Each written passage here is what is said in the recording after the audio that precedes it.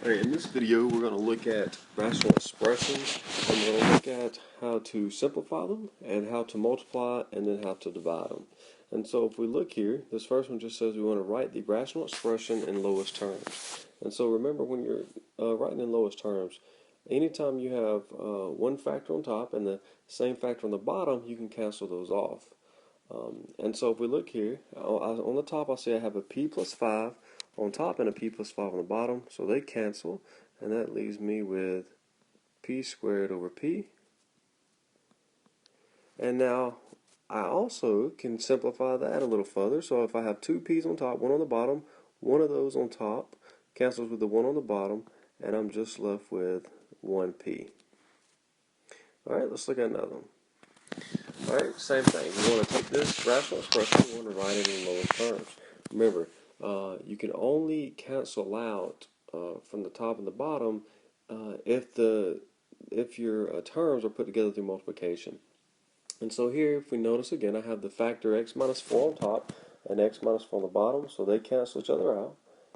And then I'm left with x minus 3 over x plus 9. Now I can't cross off or simplify the 3 over 9 because they're not being multiplied. They're put together with the x term through subtraction and addition, and so that's as far as I can go. Alright, here, again, we want to write the rational expression in lowest terms. So on the top, I want to factor out a 7. That's going to leave me with 7 times b minus 3. On the bottom, I can factor out a 6, and that's going to leave me with 6 times b minus 3. Okay, now my b minus 3's cancel, and I'm left with 7 over 6. I can't simplify that any further, and so that is my final answer. Alright, here again, when you write in these rational expressions in lowest terms, you always want to, first you want to factor the top, factor the bottom, and then cross off your common factors. And so on the top here, this is difference of squares, and so I know that factors into t plus 2 times t minus 2. And then on the bottom, I can factor a 10 out, and that's going to leave me with 5 times t minus 2. And now we see our t minus 2's cancel, and so we're left with t plus 2 over 5. And now that is as far as I can go. Alright, let's look at another one. Okay, so again, we're writing the expression in lowest terms. Remember, first thing is to make sure your top and your bottom are factored completely. So we have to, we may have to refresh back up on factoring.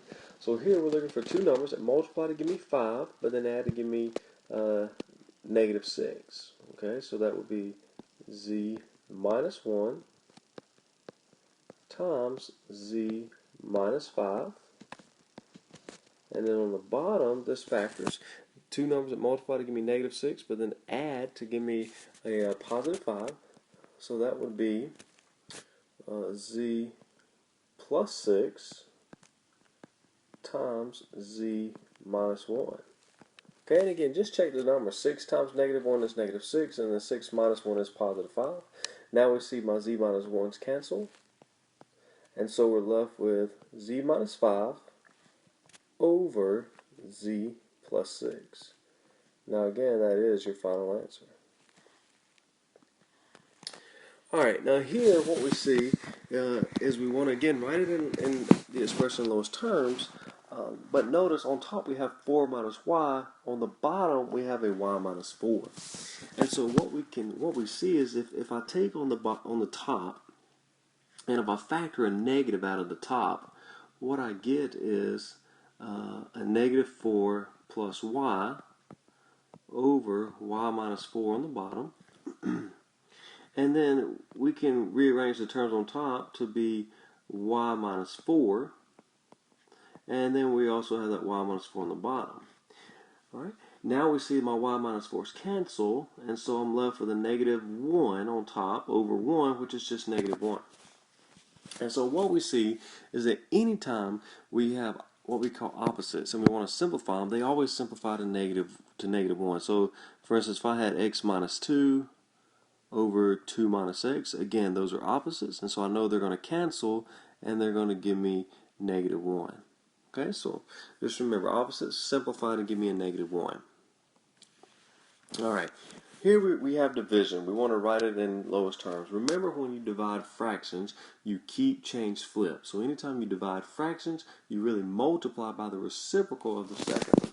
So then we're going to keep this first fraction the way it is. So 5x plus 7 times x minus 2 over x plus 3 times x minus 2. Now we're going to change this division in the middle here to multiplication, and then we're going to flip that second fraction. So x minus 2, x plus 3 up top, over x minus 2, x minus 1 on bottom. And now again, we just want to cross off common factors. Remember, if one factor on top and one factor on the bottom, they simplify regardless if they're directly on top of each other or diagonal. And so we have x minus 2's, they cancel, x minus 2's cancel, x plus 3 and x plus 3 cancel. And so what we're left with up top is 5x plus 7. And then on the bottom we're left with x minus 1. And again, that's as far as we can go. Alright, let's look at one more problem. Here we have multiplication. Alright, so again, just as we saw in the previous example, when you're multiplying, you want to make sure everything is factored. And so, real quickly, let's go through. This top is difference of squares, so that's x plus 7 times x minus 7 over two factors that multiply to give me negative 42, add to give me a positive 1, so that is x plus 7 times x minus 6. That's my left side. Now times two numbers that multiply to give me 30, add to give me 11.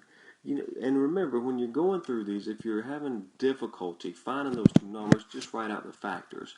But this is just x plus 5 times x plus 6. And now on the bottom, two numbers that multiply to give me negative 35, but add to give me negative 2. That is x minus 7 and x plus 5. Now, we want to cross off any common factors, so x plus 7's go, x minus 7's go, x plus 5's cancel out, and so what we're left with on top is x plus 6 over x minus 6. Again, keep in mind the x's nor the 6's cancel out because they're put together through it with addition and subtraction, and so that is your final answer.